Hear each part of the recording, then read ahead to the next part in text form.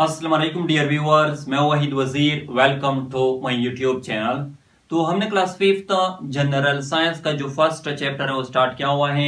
तो आज का हमारा टॉपिक है किंगडम फंजाई, या बाज लोग इसको फंगाई भी प्रोनाउंस करते हैं।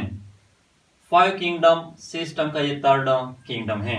तो इस वीडियो में हम ये डिस्कस करेंगे कि किंगडम फंजाई में जो ऑर्गेनिज्म रखे गए हैं, जो जानदार रखे गए हैं, उनके खसूसियात कौन कौन से हैं। तो फर्स्ट खसूसियात क्या है? Some are unicellular. Unicellular means made up of one cell. Kingdom fungi में जो ऑर्गेनिज्म रखे गए हैं उनमें से बाज यूनिसेलुलर हैं, मतलब कि सिंगल ऑर्गेनिज्म एक ही सेल से बना होता है, सिंगल सेल से बना होता है, और वो एक सेल जिंदगी के सारे काम परफॉर्म करता है। और इसका एग्जांपल है ईस्ट। ईस्ट यूनिसेलुलर फंजाई है।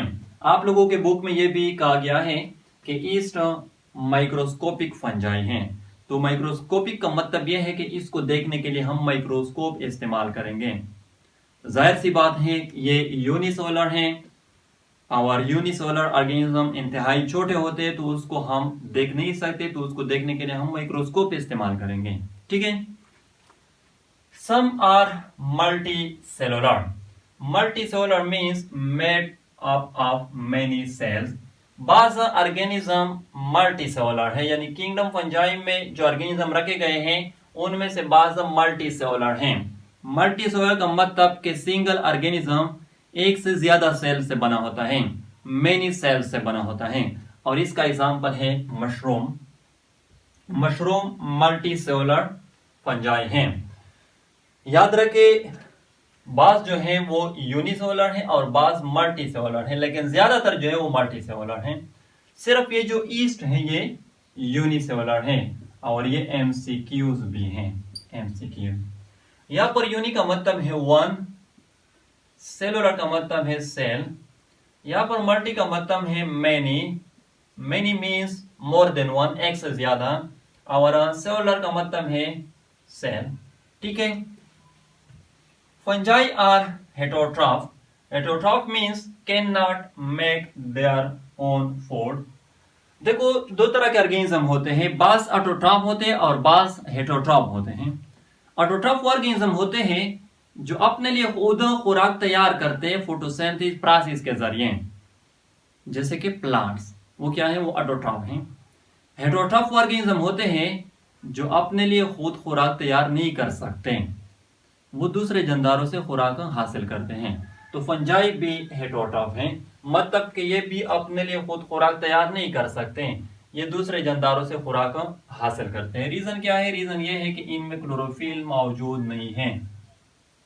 और इससे पहले वीडियो में मैं ये बता चुका हूं कि जिन ऑर्गेनिज्म में क्लोरोफिल मौजूद होता है वो फोटोसिंथेटिक होते हैं, ऑटोट्रॉफ होते हैं, और जिन ऑर्गेनिज्म में ये मौजूद नहीं होता वो हेटरोट्रॉफ होते हैं, क्योंकि ये रिस्पांसिबल होता है किस चीज के लिए?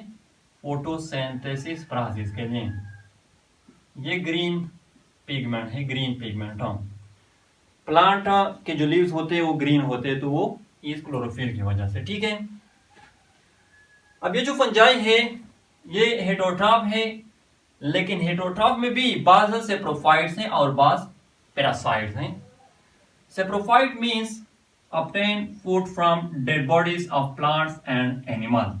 सेप्रोफाइट्स वो फंजाई होते हैं जो मुर्द जानदारों से, मुर्द पौधों और जानवरों से खुराक हासिल करते हैं। यानी जब कोई प्लांट मर जाता है या कोई एनिमल मर जाता है तो उनसे ये खुराक हासिल करते हैं। ठीक है। Parasite means obtain food from living organism. Parasites वो फंजाई होते हैं जो जिंदा जानदारों से खुराक हासिल करते हैं। ठीक है। सेप्रोफाइट्स मुर्दा जानदारों से और पैरासाइट जिंदा जानदारों से। ठीक है। They need moisture for growth. Moisture means नमी। फंजाई को ग्रोथ के लिए नमी की जरूरत होती है, थोड़ी सी पानी की जरूरत होती है। ठीक है। फंजाई को अपनी तादाद बढ़ाने के लिए थोड़ी सी पानी की जरूरत होती है। ठीक है। एग्जाम्पल की अगर हम बात करें तो mushroom, east, bracket fungi, Rhizopus, ये सब क्या है, ये किंगडम फंजाई के मेंबर हैं। ठीक है। राइजोपस को ब्लैक ब्रेड मोल्ड भी कहा जाता है, ब्लैक ब्रेड मोल्ड।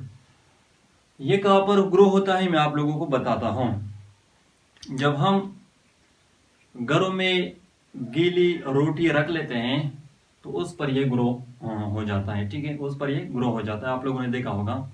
या जब हम ड्राई रोटी घरों में रख लेते हैं और हवा में मॉइस्चर मौजूद हो तब भी ये रोटी पर ग्रो हो जाता है, और साथ साथ ये फ्रूट पर भी ग्रो हो जाता है, राइजोपस। आप लोग इसको गूगल कर सकते हैं, राइजोपस ऑन फ्रूट और राइजोपस ऑन ब्रेड। ये गूगल को दे दे तो वहां पर आप लोग पिक्चर जो है वो देख सकते हैं।